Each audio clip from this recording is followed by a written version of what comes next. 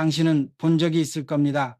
평범하던 사람이 어느 날 갑자기 빛을 발하는 순간, 그 빛은 하늘에서 떨어진 운이 아닙니다. 이름이 있습니다. 아무도 보지 않는 시간. 나는 그 시간을 오래 걸었습니다. 나는 가난한 집 아들이었고 서울의 허름한 수리점에서 하루가 저물도록 허드레시를 했습니다. 여려 서서히 손은 기름으로 검었고 주인의 꾸중은 겨울바람처럼 서늘했습니다. 돌아갈까 수십 번 흔들렸지요. 그때 나는 나에게 짧게 물었습니다.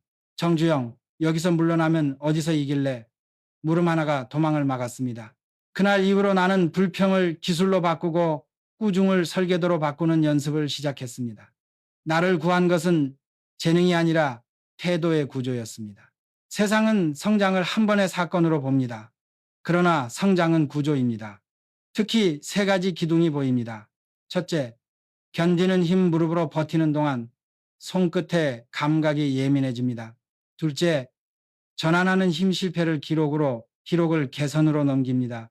셋째, 정착하는 힘 새로운 높이에 올랐을 때 거기를 집으로 삼는 마음입니다. 나는 잊혀진 단계를 학교로 삼았습니다. 주목받지 못할수록 더 깊이 배웠습니다.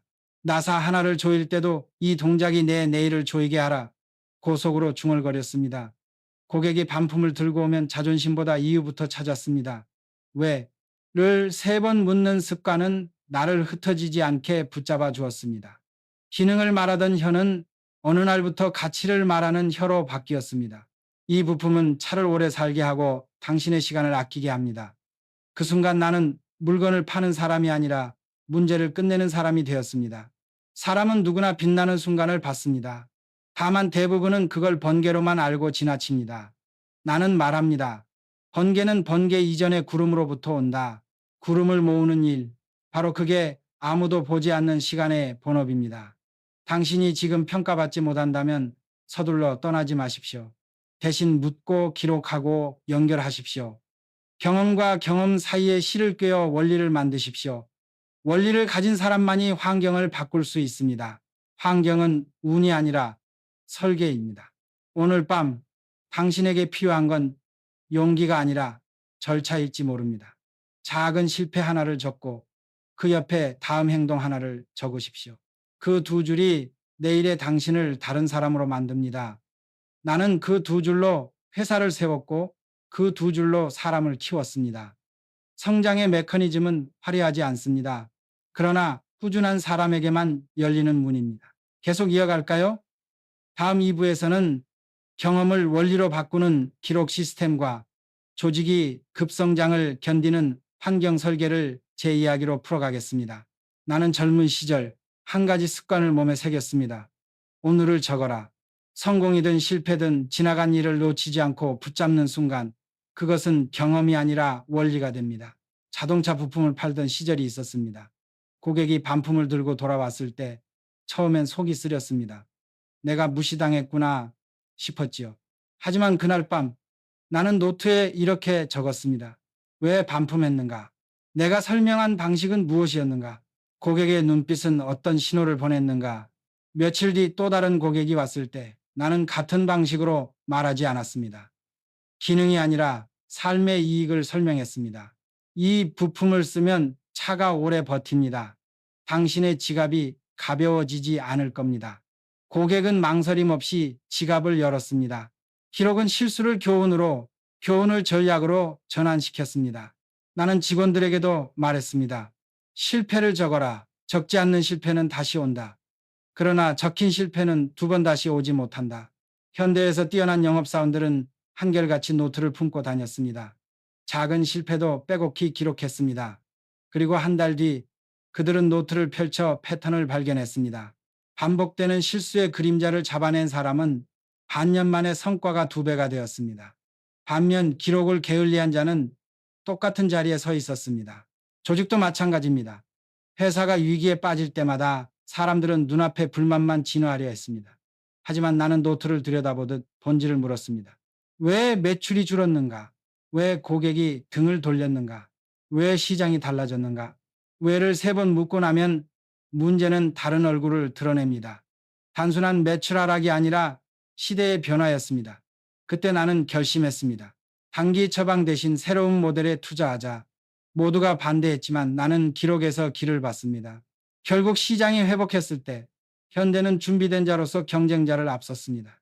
당신도 오늘 밤 하루를 기록해 보십시오. 작은 수첩이면 충분합니다. 무엇이 잘 되었는가? 무엇이 잘못되었는가? 무엇을 배웠는가? 그 세 줄이 쌓이면 당신의 삶은 단순한 경험의 연속이 아니라 도약의 설계도가 될 것입니다. 사람은 누구나 눈부신 순간을 꿈꿉니다. 그러나 진짜 성장은 무대 위에서가 아니라 아무도 주목하지 않는 뒷골목에서 시작됩니다. 나는 그것을 잊혀진 시간이라고 불렀습니다. 서울의 수리점에서 허드레시를 하던 시절 나의 이름을 기억하는 사람은 없었습니다. 동료들은 하나둘 떠났습니다. 이런 곳에 오래 있어봐야 소용없다. 그들의 말은 이해할 만했습니다. 그러나 나는 생각했습니다. 떠나면 무엇이 남는가? 남아있으면 무엇을 쌓을 수 있는가? 잊혀진 시간은 고통스럽습니다. 그러나 그 속에서 기술은 뼈에 스며듭니다. 나사는 힘을 너무 주면 부러지고 너무 느슨하면 사고를 부른다는 걸 손끝으로 알게 됩니다. 꾸중은 모멸이 아니라 보완해야 할 신호라는 걸 귀가 배웁니다. 배움은 누가 알려주는 것이 아니라 매일 반복 속에서 스스로 채취하는 것임을 깨닫습니다. 이런 태도가 결국 나를 차별화시켰습니다. 너는 다른 사람들과 다르다. 너는 포기하지 않는다. 주인의 말 한마디가 내 세상 전체를 바꿔놓았습니다. 그러나 그 말은 빛나는 무대에서가 아니라 잊혀진 작업장에서 태어난 것이었습니다. 조직도 같습니다.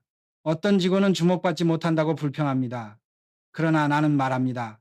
주목받지 못하는 지금이 너의 가장 값진 학교다. 이 시기를 불평으로 채우면 경력이 낭비되고 묵묵한 기술로 채우면 미래의 자산이 됩니다. 리더라면 잊혀진 시간을 견디는 인재를 지켜봐야 합니다.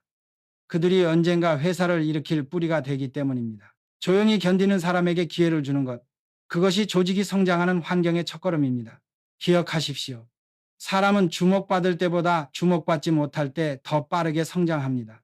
그리고 그 성장은 어느 날 예고 없이 드러납니다. 평범한 얼굴에서 번쩍 빛나는 눈빛으로 준비된 자만이 가질 수 있는 그 순간으로 사람들은 실패를 두려워합니다. 그러나 나는 말합니다. 실패는 잘 다루면 자산이 된다. 나는 젊은 시절 자동차 부품을 팔다가 큰 반품을 당한 적이 있습니다. 고객은 얼굴을 붉히며 물건을 돌려주었고 내 자존심은 바닥에 떨어졌습니다. 하지만 나는 그 자리에서 무릎 꿇지 않았습니다. 대신 집에 돌아와 수첩을 펼쳤습니다. 왜 고객은 돌아섰는가? 나는 무엇을 강조했는가? 그들의 눈빛은 무엇을 말했는가? 그리고 깨달았습니다. 나는 기능만 설명했지 고객이 진짜 원하는 것을 말하지 못했습니다. 그 후 나는 기술적 설명 대신 고객의 시간과 돈을 지켜주는 가치를 이야기했습니다. 같은 부품이었지만 고객의 반응은 완전히 달라졌습니다. 이 경험은 내 인생을 바꾼 전환점이었습니다. 실패를 흘려보냈다면 나는 단순한 장사꾼으로 남았을 겁니다. 그러나 실패를 기록하고 전환했기에 나는 문제를 끝내는 사람으로 성장했습니다. 조직도 같습니다. 직원이 실수를 하면 많은 회사는 그것을 숨기려 하거나 누군가의 책임으로만 돌립니다. 하지만 나는 달랐습니다. 실패를 기록하라.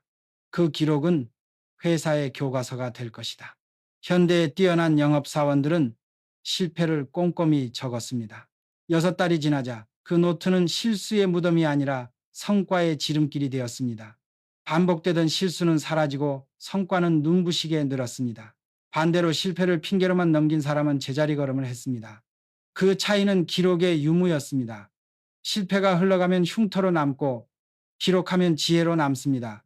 내가 조직에 심은 규율은 단순했습니다. 실패는 숨기지 말고 드러내라. 드러낸 실패는 곧 자산이 된다. 사람은 성공으로 성장하지 않습니다. 실패를 전환하는 힘이 사람을 단단하게 만듭니다. 그리고 그 힘은 개인의 삶을 넘어 조직 전체를 끌어올리는 연료가 됩니다. 사람은 흔히 문제 앞에서 서두릅니다. 매출이 떨어지면 광고를 늘리고 불만이 터지면 사과문을 내고 비용이 늘면 허리띠를 졸라맵니다. 그러나 나는 일찍이 배웠습니다. 겉모습에 반응하면 문제는 다시 살아난다. 나는 위기 때마다 나 자신에게 물었습니다. 왜 매출이 줄었는가? 왜 고객이 등을 돌렸는가? 왜 우리가 그들의 필요를 놓쳤는가? 왜를 3번 묻고 나면 문제의 뿌리가 드러났습니다. 단순한 현상이 아니라 추세가 보였습니다. 1990년대 현대가 막 자리 잡을 무렵 우리는 큰 재정난을 겪었습니다. 모두가 눈앞의 불만을 해결하자고 했습니다. 공장 문을 닫자, 임금을 줄이자, 생산을 멈추자. 그러나 나는 보았습니다. 세상은 당장의 경기 침체 때문이 아니라 사람들의 생활 방식 자체가 변하고 있었습니다. 만약 그 변화에 맞추지 않으면 어떤 응급조치도 소용없었습니다. 그래서 나는 위험을 감수하고 새로운 자동차 모델에 투자했습니다. 반대가 거셌지만 시장이 회복했을 때 현대는 이미 준비되어 있었습니다. 문제의 겉껍질만 보는 사람은 늘 뒤처집니다. 그러나 왜를 반복해 묻는 사람은 본질을 잡아냅니다. 본질을 잡는 순간 문제는 단순한 위협이 아니라 기회가 됩니다. 조직에도 같은 원리가 적용됩니다. 불만을 다루는 두 가지 방식이 있습니다. 어떤 이는 서둘러 사과 편지를 쓰고 어떤 이는 다음 고객에게 할인을 줍니다. 하지만 그건 불만에 불씨만 꺼뜨릴 뿐 다시 불길이 오릅니다. 반면 깊이 묻는 사람은 제품의 구조를 고치고 고객의 마음을 연구합니다. 그런 사람은 결국 조직의 체질을 바꾸는 주인공이 됩니다. 당신의 삶에도 문제가 있습니까? 그렇다면 오늘 밤 책상 앞에 앉아 스스로에게 물어보십시오. 왜 나는 이 문제를 겪는가? 왜 이 문제가 반복되는가? 왜 나는 아직 그것을 고치지 못했는가? 세 번의 왜는 당신을 핑계에서 해방시킬 것입니다. 문제는 원망의 대상이 아니라 깊은 통찰을 부르는 교사입니다. 사람들은 흔히 말합니다. 저 사람은 타고났어. 그러나 나는 묻습니다. 정말 재능만으로 오래 갈 수 있을까? 현대가 자동차를 만들기 시작하던 시절 한 젊은 엔지니어가 있었습니다. 그는 내가 가르친 기술을 단 한 번만 들어도 곧장 이해했습니다. 그리고 다음 날이면 그 지식을 응용해 새로운 방법을 제안했습니다. 그의 눈빛에는 번뜩임이 있었고 나는 놀라움을 감출 수 없었습니다. 그는 분명 타고난 재능을 가진 사람이었습니다. 그러나 나는 또 다른 사례를 보았습니다. 빠르게 배우지만 얕은 이해에 만족한 사람. 그는 표면적인 성과만으로 자만했고 더 깊은 문제 앞에서는 무너졌습니다. 재능이 칼날이 되기도 하고 오히려 덫이 되기도 하는 순간이었습니다. 나는 깨달았습니다. 진정한 성장은 재능에 기대는 것이 아니라 훈련으로 원리를 연결하는 것에서 나온다는 것을 재능 있는 사람들은 무의식적으로 하는 일이 있습니다. 새로운 것을 배우면 그것을 이미 아는 것과 연결해 전체 그림을 만듭니다. 엔진 기술을 배우면 전기 시스템에 적용하고 전기를 이해하면 재료 개선으로 이어갑니다. 그들은 지식을 흩어놓지 않고 하나의 망으로 짠다. 그러나 우리 대부분은 그 능력을 타고나지 않았습니다. 그렇다면 어떻게 해야 할까요? 답은 단순합니다. 의식적으로 연결하는 훈련을 하라는 것입니다. 오늘 배운 지식을 적고 그 옆에 어디에 응용할 수 있는가를 써보십시오. 지식을 고립시키지 말고 생활과 일에 억지로라도 끌어다 붙이십시오. 비슷한 원리를 찾아내는 순간 지식은 뿌리를 내리고 가지를 칩니다. 나는 직원들에게 이렇게 말했습니다. 재능이 없다고 낙심하지 마라. 의식적으로 훈련하면 재능 있는 자가 무심코 지나치는 기회를 네가 잡는다. 재능은 시작을 빠르게 하지만 훈련은 끝까지 가게 합니다. 진정한 승부는 결승선 근처에서 갈립니다. 거기서 남는 것은 천부적인 속도가 아니라 끝없이 연결하고 쌓아 올린 원리의 힘입니다. 사람은 누구나 기회를 얻어 더 높은 자리에 오를 때가 있습니다. 그러나 진짜 문제는 오른 뒤에 시작됩니다. 나는 이를 수없이 보았습니다. 승진한 직원을, 새로운 무대에 선 기업인을, 낯선 환경에 던져진 청년을. 그들은 두 갈래로 나뉘었습니다. 위축되는 사람과 정착하는 사람. 1970년대 현대가 한국을 대표하는 기업으로 자리 잡기 시작했을 때 나는 낯선 자리에 앉았습니다. 명문대 출신, 유창한 언변, 화려한 배경을 가진 리더들 사이 나는 시골 사투리를 쓰는 가난한 집 출신 청년이었습니다. 회의실에 앉아 있자니 스스로가 이방인 같았습니다. 그 순간 나는 속으로 물었습니다. 정주영, 네가 정말 여기에 있을 자격이 있는가? 곧 깨달았습니다. 이 자리는 내가 노력으로 얻은 자리라는 사실을 나는 주눅 들지 않기로 했습니다. 대신 그들의 태도를 관찰하고 말하는 방식을 배우고 의사결정의 원리를 흡수했습니다. 그러나 동시에 나의 솔직함과 꾸밈없는 말투를 버리지 않았습니다. 시간이 흐르자 그들은 나를 동등한 사람으로 대하기 시작했습니다. 나는 그 자리를 남의 집이 아니라 나의 집으로 만들었습니다. 반대로 어떤 직원은 새 자리에 올라서도 나는 여기에 맞지 않아 라는 불안을 떨치지 못했습니다. 그는 결국 스스로를 끌어내려 이전 자리로 돌아갔습니다. 그러나 돌아온 뒤에도 예전처럼 빛나지 못했습니다. 높은 자리를 경험하고 나면 다시 낮은 곳에 만족하지 못하기 때문입니다. 그는 멈춘 사람이 되었습니다. 당신이 더 높은 수준에 오를 때 반드시 스스로에게 말해야 합니다. 나는 이곳에 있을 권리가 있다. 나는 배울 것이 많다. 그리고 나는 나답게 설 것이다. 성장은 단지 오르는 것에서 끝나지 않습니다. 진짜 성장은 새 높이를 집으로 삼는 것입니다. 그곳에서 배우고 적응하고 또 도전해야 합니다. 위축되면 방관자가 되고 정착하면 개척자가 됩니다. 기억하십시오. 높은 자리의 어색함은 잠시지만 그 자리를 놓치는 아쉬움은 평생 남습니다. 사람들은 정상에 오르면 모든 것이 끝났다고 생각합니다. 그러나 나는 보았습니다. 오르는 것보다 더 어려운 것은 그 자리에 머무는 일이라는 것을. 나는 이른이 넘었을 때에도 은퇴를 거절했습니다. 이제 그만 쉬라는 말이 사방에서 들려왔지만 내 마음은 이렇게 답했습니다. 아직 배우지 않은 것이 너무 많다. 성공은 정상이 아니라 끊임없이 배우는 습관에서 비롯됩니다. 나는 나만의 규율을 세웠습니다.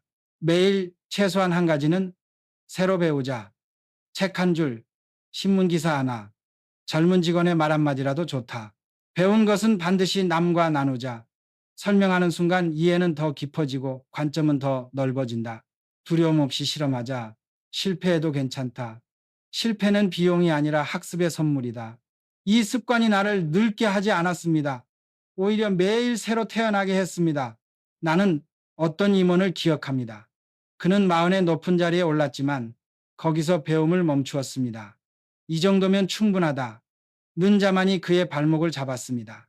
세상은 변했지만 그는 과거의 성공에만 머물렀습니다. 결국 더 젊고 더 유연한 인재들에게 밀려나고 말았습니다. 그는 성장했으나 유지하지 못한 사람의 전형이었습니다. 당신이 성공을 유지하고 싶다면 오늘 밤 이렇게 다짐하십시오. 나는 매일 배운다. 작은 것이라도 놓치지 않는다. 배움은 나의 호흡이다. 성공은 결과가 아닙니다. 성공은 시스템입니다. 배우고 나누고 실험하는 이 단순한 순환을 삶 속에 심어두십시오.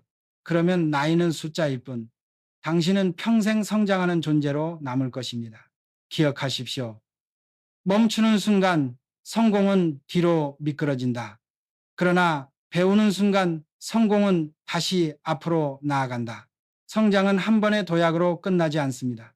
습관이 되지 않으면 언젠가 멈추고 맙니다.